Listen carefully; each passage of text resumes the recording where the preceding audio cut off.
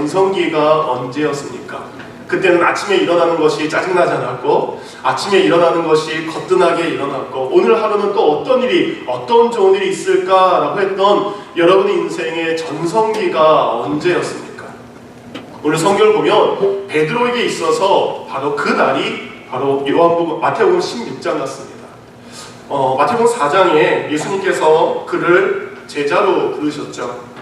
그래서 예수님이 부르셨을 때 그는 자신의 그물과 자신의 배와 자신의 모든 것을 내려놓고 예수님을 따르는 제자의 삶을 살게 됩니다. 예수님과 3년 반이라는 귀한 시간 동안 산상수훈을 비롯해서 수많은 비유의 말씀, 그리고 수많은 예수님의 살아있는 말씀을 듣게 됩니다. 여러분, 그 상상을 한번 해보시기 바랍니다. 근데 제가 말하는 것이 아니라 여러분이 타임머신을 타고 예수님의 그 육성을 진짜 들으면서 예수님의 그 모습을 진짜 보면서 말씀을 듣는다라고 생각해보세요. 얼마나 감격스럽겠습니까? 여러분이 천국 가서 그 자리를 경험하시기 바랍니다.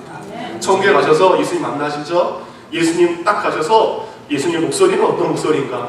예수님께서 우리에게 주신 그 말씀을 천국에서 들으시기 바랍니다. 어쨌든 베드로는 자신의 모든 것을 내려놓고 제자의 삶을 살아갑니다. 제자의 삶 살 때 행복했습니다. 왜냐하면 놀라운 일들을 많이 경험했어요. 예수님과 함께 있다 보니 걷지 못한 사람들이 걷는 것을 봅니다. 앞을 못 보던 사람들이 보는 일이 생깁니다. 듣지 못한 사람이 듣고 말하기 시작합니다. 절름발이가 뛰기 시작을 합니다. 그리고 문둥병자, 나병으로 아파하는 사람들이 고침을 받기도 합니다. 예수님께 나오지 않는데 백부장은 어떻습니까? 자신의 하인이 저 집에 있는데 베드로 옆에서 딱 보고 있는 거예요. 예수님은 여기 계시고 백부장은 여기 있는데 그의 하인은 저기 떨어져 있습니다. 근데 여기서 예수님께서 낫고자 하느냐라는 그 믿음에 보시고 그곳에 있는 백부장의 하인이 낫는 놀라운 기적을 그는 보기도 합니다. 예수님의 옷깃을 스쳤던 한 여인, 혈루병 걸렸던 여인이 낫는 일을 보게 됩니다. 38년 동안 평생토록 듣지 못하고 말하지 못한 놀라운 일들을 그들이 경험하게 되고 베드로가 경험을 하게 됩니다. 그 많은 경험한 다음에 마태복음 10장에 보니까 예수님께서 이렇게 시작하세요. 제자들에게 권능을 주사. 제자들이 능력이 없습니다. 이들에게는 귀신 쫓아낼 능력도 없고 병 고치게 할 능력이 아직 없습니다. 그래서 예수님은 그들에게 능력을 주셨습니다. 곧 그때는 제자들이 잘나서 이것을 한 것이 아니라 예수님께서 그들에게 할 수 있는 능력을 그때 일시적으로 주신 겁니다. 그 능력을 받아서 베드로도 예수님처럼 기도하니까 귀신 들렸던 사람이 나가기도 합니다. 기도하니까 병든 자들이 고침받기도 합니다. 예수님의 능력을 가지고 하나님의 나라를 선포하니까 사람들이 듣기도 합니다. 그런 이런 놀라운 경험을 하나씩 쌓아갑니다. 그리고 마태복음 14장에 보면 이전과 다른 엄청난 스케일의 기적을 경험하게 되는데 그 중에 하나가 바로 오병이어의 기적이죠. 예수님의 말씀을 듣기 위해서 모인 사람들, 그들이 배가 고팠습니다. 그리고 예수님께서 그들에게 오병이어 보리떡 5개와 물고기 2마리를 가지고 12제자들에게 나눠줘라. 그 중에 한 명이 베드로입니다. 베드로가 바구니 하나를 들었을 거예요. 그리고 나눠주기 시작합니다. 자기 바구니 속에는 이만큼밖에 없었는데 나눠주고 또 생깁니다. 나눠주고 또 생깁니다. 비워야 될 그 바구니가 비지 않고 물고기가 계속 생기고 빵이 계속해서 생겨납니다. 그런 기적을 체험하게 되죠. 그날 밤 예수님은 홀로 강 건너편에 기도하고 가셨어요. 그리고 제자들은 배에 타고 있을 때 큰 풍랑이 일었습니다. 그때 예수님께서 그 풍랑 가운데 유유히 걸어오시죠. 처음에 많은 사람들이 놀랐지만 예수님이 아십니다. 예수님인 걸 알고 제자들이 이렇게 얘기하시죠. 주시어든 예수님이 맞거든 나에게 명령하십시오. 오라고. 예수님께서 베드로에게 명령하십니다. 오라! 그 오라는 말씀에 베드로는 자신의 발을 배에서 띄어서 풍랑이 있는 바다에다 올려놓습니다. 그리고 그가 빠져야 될 그 바다가 빠지는 바다가 아니라 그를 지탱하는 바다가 됩니다. 그에게 기적을 경험하는 바다가 되게 합니다. 물론 그 뒤에 빠지게 됐지만 베드로는 이 놀라운 경험을 하게 되죠. 그리고 지난 6월 한 달 동안 봤던 베드로의 고백, 주는 그리스도시요 살아계신 하나님의 아들입니다 라는 고백을 통해서 바요나 시몬아 내가 복이 있도다. 제자들이 지금 다 있어요. 제가 지금 이 설교 가운데 어느 한 분을 따리 입혀서 그분을 칭찬하는 것과 똑같습니다. 그럼 어깨 힘들어하겠죠. 베드로 가운데에 바요나 시몬아 내가 복이 있는 사람이다. 예수님 앞에 내가 복이 있다는 소리를 듣습니다. 그리고 너의 믿음 고백 위에, 너의 신앙 고백 위에 내가 교회를 세울 것이다. 그리고 내가 너에게 만능 열쇠, 천국의 열쇠를 주리라. 이 열쇠를 가진 네가 이 땅에서 잠그면 하늘나라에서도 잠글 것이고, 네가 이 땅에서도 풀면 저 하늘나라에서 풀 수 있는 만능 열쇠를, 귀한 열쇠를 주리라. 제자들 앞에서 베드로는 어깨에 힘이 잔뜩 들어갔습니다. 그리고 그 어깨는 힘들어간 만큼 더더더더 말고 오늘만 같아라 라는 것이 어저께까지의, 지난주까지의 본문입니다. 근데 오늘 성경 본문을 보니까 그 베드로에게 찬물을 띄었습니다. 가장 칭찬받는 그에게 다른 제자들이 듣지 못한, 이전까지 다른 제자들이 듣지 못한 사탄아! 내 뒤로 물러가라! 방금 전까지 베드로 향해서 그렇게 높이셨던 예수님이 갑자기 베드로에게 사탄아! 너는 나를 넘어지게 하는 사람이구나. 내가 너 때문에 넘어질 수도 있겠구나. 그리고 너는 사람의 일을 생각하는구나. 높은 곳에 올라갔던 베드로가 일순간에 나락으로 떨어지게 됩니다. 우리의 삶 가운데도 이런 일들이 있습니다. 하는 모든 일이 인생의 전성기를 누리고 있을 때, 집도 평안하고 가게도 괜찮고 직장에도 아무 문제가 없고, 아이들은 건강하게 자라고 아이들은 학업 열심히 해오고, 이런저런 고민 없을 그때에 갑자기 내게 다가오는 실패와 아픔이 찾아올 때가 있습니다. 내가 원하지 않는 아픔, 내가 바라지 않았던 절망, 바로 내가 가장 잘 나가고 있을 때 소리 소문 없이 내게 찾아오게 됩니다. 베드로는 창피해서 얼굴을 들 수 없습니다. 예수님의 얼굴을 볼 수 없을 정도로 그는 마음에 아픔이 생기게 됩니다.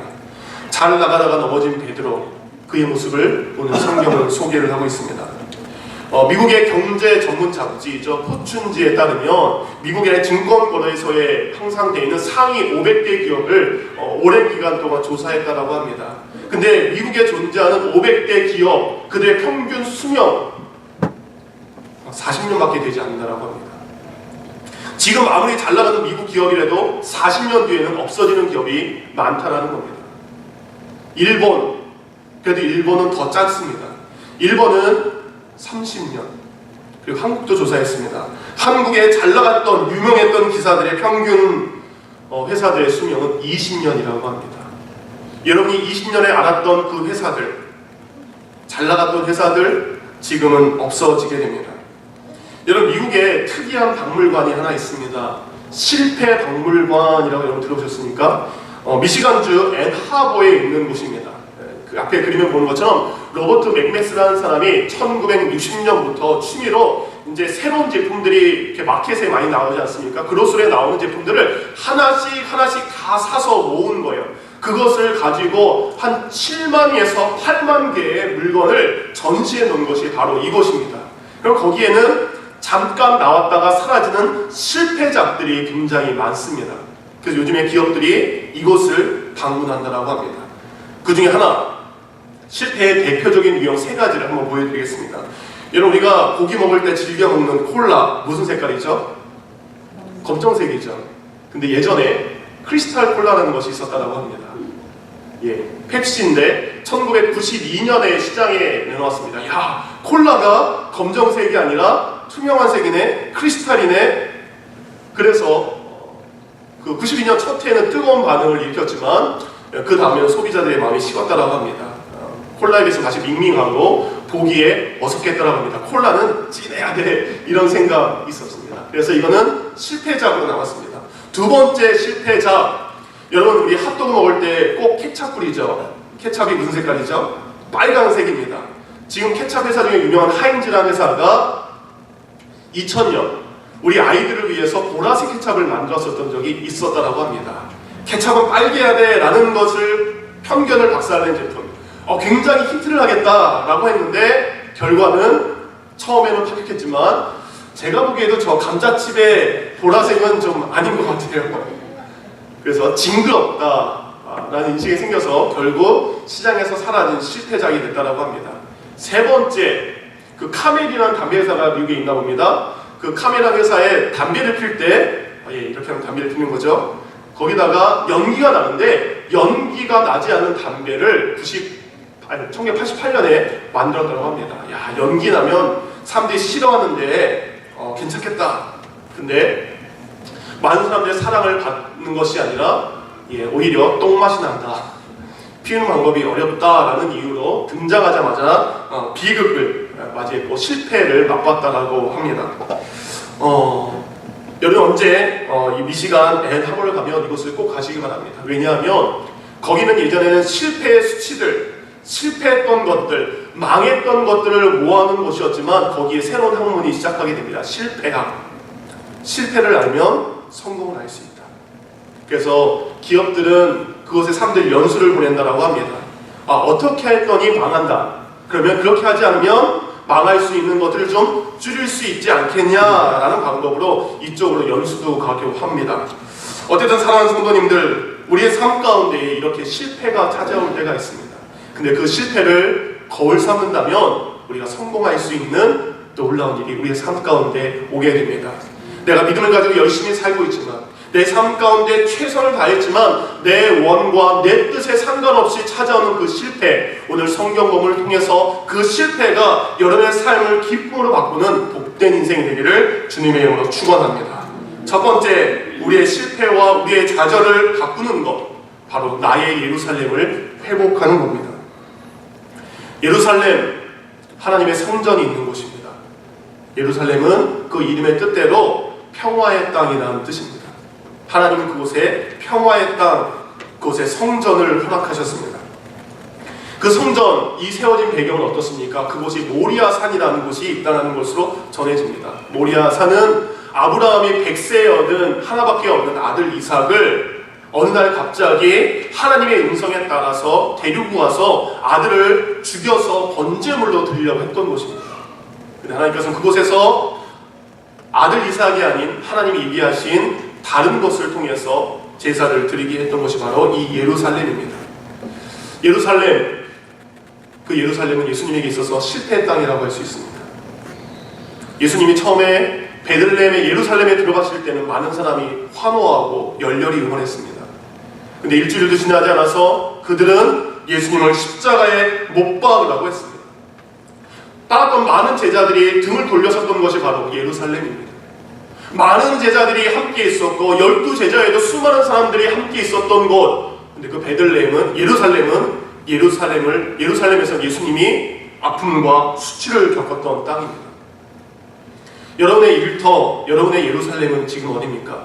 여러분이 실패를 경험한 그곳이 여러분의 예루살렘일 것입니다.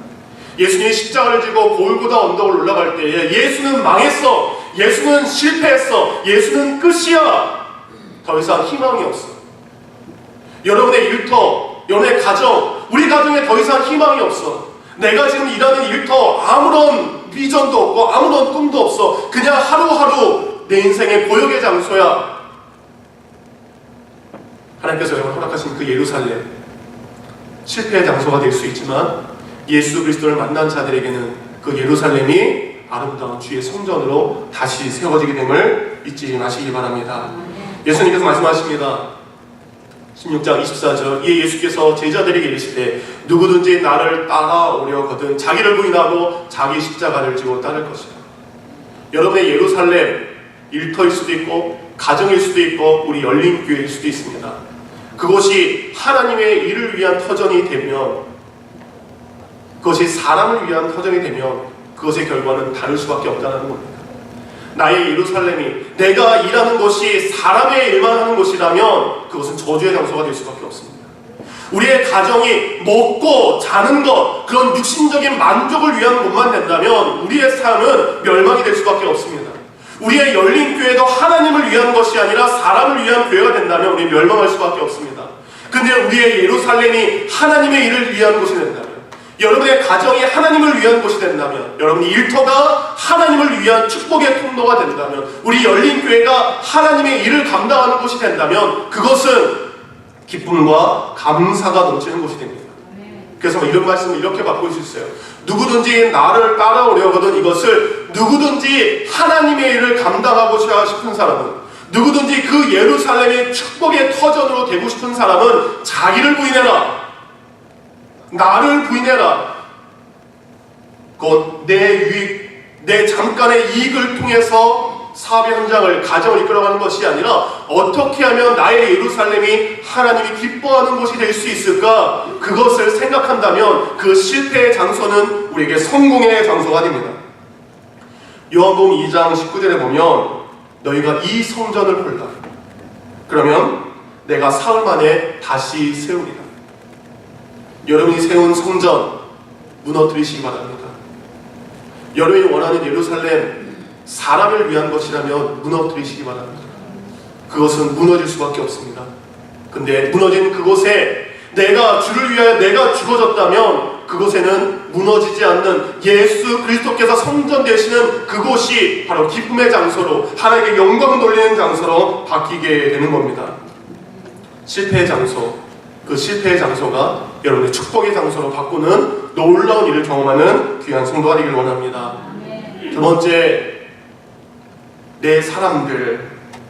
오늘 예수님께서 베드로의 신앙 고백 위에 비로소 드러내놓고 내가 죽을 것이다, 내가 고난당할 것이다, 내가 십자가에서 죽은 뒤에 사흘 만에 부활할 것이다 라는 예언을 하십니다. 근데 예수님께서 하신 예언 중에 예수님에게 고난을 줄 사람, 예수님에게 죽임을 경험하게 하는 사람들이 누구라고 되어 있습니까? 예루살렘에 있는 장로들, 대제사장들, 서기관들. 장로들은 믿는 예루살렘들의 대표들입니다. 대제사장들은 하나님 앞에 예배를 대신 드려주는 사람들입니다. 그리고 서기관들은 하나님의 말씀을 가르치는 사람입니다. 가장 하나님 가까이 하나님의 영광을 드러내는 사람, 그들이 예수님을 실패의 자리로, 죽음의 자리로 내모는 겁니다. 우리 인생에도 이러한 일들이 있죠. 내가 가장 믿었던 사람, 내 편이 되어줄 것 같은 사람, 내 힘이 되어줄 것 같은 사람, 내 늘 친구가 되어줄 것 같은 그 사람에 의해서 내가 배신을 당하고 아픔을 겪을 때가 있습니다. 오늘 베드로가 그랬습니다. 베드로를 향해서 이런 얘기를 하십니다. 베드로에게 이르시되 사탄아 내 뒤로 물러가라. 너는 나를 넘어지게 하는 자로다. 베드로는 게바는 돌이라는 말씀을 드렸습니다. 돌이 있습니다. 그는 어떤 돌이 되어야 됩니까? 예수님을 바치는 디딤돌이 되어야 됩니다. 예수님을 지탱하는 돌이 되어야 됩니다. 근데 예수님께서 그에게 이야기하십니다. 베드로야, 너 때문에 내가 걸려 넘어지는구나. 베드로 가운데에 그가 사람의 방법으로 하나님의 뜻을 생각했을 때에 그는 예수님을 넘어지게 하는 자가 되었습니다. 베드로 생각에는 예수님이 하셔야 될 일이 있습니다. 베드로 생각에는 예수님께서 이렇게 하셔야 될 자기 나름대로의 생각이 있었습니다. 근데 예수님께서 자신의 생각과 다르게 내가 이제 예루살렘에 올라가게 되는데 거기서 너희들이 따르고 믿고 신뢰했던 그 사람들에 의해서 내가 죽을 것이다. 곧 왕으로서 왕의 일을 감당하셔야 되는데 왕으로서 높아지셔서 나를 높은 자리에 올려 세우셔야 되는데 왕으로서 인기 있는 분이 되셔가지고 나를 출세하게 해주셔야 되는데 예수님이 이야기하십니다. 내가 죽겠다. 내가 죽어야 한다라고 이야기하십니다. 베드로가 생각하는 예수님의 메시아의 모습과 예수님이 하고자 했던 메시아의 모습이 서로 충돌하게 됩니다. 그래서 이야기하시죠. 하나님의 일을 너희가 사람의 일로 생각하는구나. 우리가 하나님의 일을 할 때에 사람의 방법으로 한다면 그것은 바로 오늘 베드로가 넘어졌던 일들을 우리가 경험하게 되는 겁니다. 사랑하는 성도님들, 우리가 사람을 의지해서 나에게 아픔을 가져다주는 사람을 의지하면서 살다 보면 우리는 넘어질 수밖에 없습니다. 근데 사람은 어떤 존재입니까? 우리가 기도해줘야 되고 품어야 될 존재입니다. 누가복음 23장 34절에 보면 이에 예수께서 이르시되 아버지 저들을 사하여 주옵소서 자기들이 하는 것을 알지 못하니이다. 때론 누군가가 여러분에게 실패를 가져다 왔을 때, 때론 누군가가 여러분에게 뒤통수를 치는 일이 있었을 때에 예수님은 그들을 위해서 기도하셨습니다. 예수님이 십자가에 달려 돌아가시는 그때에 많은 사람들이 예수님을 부인하고 떠났지만 그 뒤의 일을 생각해 보시기 바랍니다. 예수님이 부활하셨고 제자들을 만나셨고 제자들에게 성령의 은혜를 내려주셨고 성령 충만을 받은 제자들이 예루살렘 곳곳으로 나아가서 하나님의 나라를 증거할 때에 베드로 설교 가운데 수천 명이 돌아서는 놀라운 기적과도 같은 일이 있습니다. 곧 베드로의 설교를 통해서 돌이켰던 수많은 사람들, 그 중에 어떤 사람들은 예수님을 십자가에 못 박아라 라고 외쳤던 사람들도 포함되어 있을 것입니다. 그렇지만 예수님께서는 사람을 의지하는 것이 아니라 그들을 긍휼하게 여기고 그들을 불쌍히 여기서 그들을 위해서 기도함으로 그들을 자기의 사람으로 만드셨습니다. 여러분의 실패를 가져다주는 그 사람, 그를 위하여 기도하시기 바랍니다. 여러분에게 아픔을 가져다주는 그 사람, 오늘 베드로일 수도 있고 대제사장일 수도 있고 서기관들일 수도 있습니다. 예수님은 그들을 저주하신 것이 아니라 그들을 마음에 품고 베드로야 정신 차려라, 하나님의 일은 하나님의 방법으로 감당해야 된다. 하나님의 방법은 바로 내가 죽는 것이다. 나의 십자가를 지는 것이다. 여러분을 아프게 하는 사람, 그들 위하여 기도하시기 바랍니다. 세 번째, 실패 가운데 내가 일었을 수 있는 방법, 바로 나의 고난을 생각하는 겁니다. 여러분, 어떤 일이 생기면 우리는 내 탓이라고 이야기합니다. 이 일이 성공할 수 있었는데, 이 일이 잘 될 수 있었는데, 이거 합격할 수 있었는데, 우리는 어떤 시험과 어떤 문제 앞에 항상 다른 사람을 탓합니다. 저 사람이 저렇게 하지 않았다면, 이 시대가 이렇게 되지 않았다면, 우리나라가 이렇게 되지 않았다면, 우리는 실패 앞에 자기 자신을 보는 것이 아니라 늘 다른 사람을 향해서 원망을 하게 합니다. 그렇지만 예수님께서는 그러지 않으셨습니다. 예수님께서 우리에게 말씀하십니다. 나를 따르거든 자기를 부인하고 자기 십자가를 지고 나를 따를 것입니다. 예수님은 다른 사람을 원망하지 않으셨습니다. 억울하게 십자가를 지셨지만, 억울하게 죽임을 당하셨지만 다른 사람을 원망하지 않고 예수님은 이것이 나의 십자가군요, 이것이 내가 감당해야 될 것이군요, 하나님 앞에 그 하나님의 뜻에 순종하여 한 걸음 한 걸음 나아가게 됩니다. 실패의 장소, 나를 실패케 하는 사람, 그들이 문제가 아니라 바로 모든 실패의 모습을 바로 나를 바라보는 믿음의 시간으로 바라봐야 됩니다. 예수님이 바로 그러셨습니다. 다른 사람을 탓한 것이 아니라 환경과 그리고 다른 이유를 탓한 것이 아니라 자기 자신을 바라보게 됩니다. 그래서 예수님께서는 이런 이야기를 하십니다. 누구든지 제 목숨을 구원코자 하면 잃을 것이요 누구든지 나를 위하여 제 목숨을 잃으면 찾으리라. 예수님께서는 자기의 목숨을 우리에게 내어주기 위해서 다른 사람 대신 먼저 자신이 희생하셨습니다. 먼저 자신이 죽어지셨습니다. 먼저 자신이 포기하셨습니다. 여러분이 실패해서 일어나기를 원하신다면 자기 자신을 죽이시기 바랍니다. 자기 자신을 낮추시기 바랍니다. 자기 자신을 겸손히 하시기 바랍니다. 그랬을 때 그 십자가 끝에 만일 너를 찾고자 한다면, 너의 것을 찾고자 한다면 너는 그것을 잃게 되지만, 너를 잃고 너를 포기하는 사람은 하나님의 나라의 영광을 얻게 될 것이다 라고 예수님은 말씀하고 계십니다. 실패 앞에 다른 사람을 보는 것이 아니라 실패 앞에 나를 보기를 원합니다. 근데 나를 볼 수 있는 가장 지혜로운 방법은 바로 나를 지으신 하나님을 바라보는 것입니다. 곧 하나님의 눈으로 나를 바라보는 겁니다. 곧 하나님의 눈으로 나를 바라본다는 것은 여러분이 부모님으로서 자녀들을 바라보는 눈과 같습니다. 여러분의 자녀들이 이렇게 살기를 원하고 여러분의 자녀들이 이런 길을 가기를 원하는 것처럼 하나님께서 여러분에게 원하시는, 하나님께서 내게 원하시는 것이 무엇인지 나를 가장 잘 아시는 그 주님 앞에 나를 거울로 비춰보는 겁니다. 시편 139편입니다. 다윗의 고백이죠. 여호와여 주께서 나를 살펴보셨으므로 나를 아시나이다. 주께서는 내가 앉고 일어섬을 아시고 멀리서도 나의 생각을 밝히 아시오며 나의 모든 길과 내가 눕는 것을 살펴보셨으므로 나의 모든 행위를 익히 아시오니 여호와여 내 혀의 말을 알지 못하시는 것이 하나도 없으시니이다. 하나님이 여러분을 너무나 잘 아십니다. 근데 우리가 우리 자신을 스스로는 알 수 없기에 하나님을 통해서 우리 자신을 발견할 수 있습니다. 말씀을 읽어가다 보면 말씀을 통해서 나를 볼 수 있습니다. 내가 찬양을 하다 보면 찬양 가운데 나를 발견하게 됩니다. 여러분 무릎 꿇고 눈을 감고 기도하며 기도 가운데 나의 부족함과 나의 연약함을 바라보게 됩니다. 그리고 내가 연약하기에, 내가 부족하기에 내가 하나님만 의지할 수밖에 없습니다 라고 고백합니다. 시편 기자는 이렇게 고백하죠. 내가 주의 영을 떠나 어디로 가며 주의 앞에서 어디로 피하리이까. 내가 하늘에 올라갈지라도 거기 계시고 내가 땅끝 수월에 갈지라도 거기 계시오니 내가 주님만을 의지하겠습니다. 다윗은 자기 자신을 철저하게 바라봅니다. 그리고 자기 자신의 연약함을 철저하게 바라보면서 내가 하나님을 떠나서 살 수 없습니다. 내가 하나님 안에서만 살 수밖에 없습니다. 그래서 마지막 16절은 이렇게 고백합니다. 내 형질이 이르기 전에 주의 눈이 보셨으며 나를 위하여 정한 날이 하루가 되기 전에 주의 책에 다 기록되었나이다. 여러분의 모든 삶의 기록을 하나님께서 아십니다. 여러분의 말과 여러분의 삶의 모습과 눕는 것과 행하는 모든 것을 하나님이 아십니다.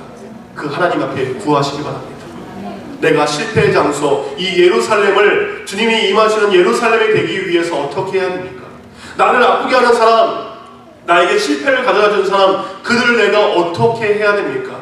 주님, 내가 버려야 될 나의 교만은 무엇입니까? 나의 연약함은 무엇입니까? 나의 잘못은 무엇입니까? 주의 책에 기록된 그것을 내게 가르쳐 주소서. 그러면 주님은 여러분에게 가르쳐 주실 겁니다. 사랑하는 성도님들, 말씀을 결론을 맺습니다. 여러분에게 있는 예루살렘, 처음에는 십자가의 죽음의 장소요, 실패의 장소가 될 수 있지만 부활의 장소가 됨을 잊지 마시기 바랍니다. 잠깐의 이익 때문에 그것이 사람을 위한 것이 아니라, 사람을 위한 것으로 만족하는 것이 아니라 하나님을 위한 것으로 바꾸시기 바랍니다. 지금은 사람을 의지하고 사람에게 상처를 받지만 그들을 위해서 더욱더 넓어진 마음으로 품으시기 바랍니다. 그럼 어제 여러분을 배반했던 사람들이 여러분의 가장 든든한 믿음의 동역자가 될 것입니다. 베드로가 그랬습니다. 그는 주를 위하여 목숨까지 내어버리는 믿음의 증거자가 되었습니다. 다른 사람을 원망하지 마시고 내 자신의 연약함을 주님 앞에 보시기 바랍니다. 그래서 그 연약함을 주님 앞에 구할 때에 우리의 연약함을 강함으로, 우리의 부족함을 귀함으로 바꾸게 해 주실 겁니다. 이 시간 들은 말씀을 생각하며 기도하겠습니다. 하나님, 내 인생의 실패가 찾아왔을 때 주님, 그 실패의 장소 예루살렘이 축복의 장소로 바뀌기를 원합니다. 나를 아프게 해서 나에게 실패를 가져다주는 그 사람, 나를 속상하게 한 그 사람, 그 영혼도 품고 기도하기를 원합니다. 주님, 다른 누구를 원망하지 않기를 원합니다. 그 아픔을 겪을 때에 내가 내 자신을 돌아보는 믿음의 시간이 되기를 원합니다. 다 같이 기도하겠습니다.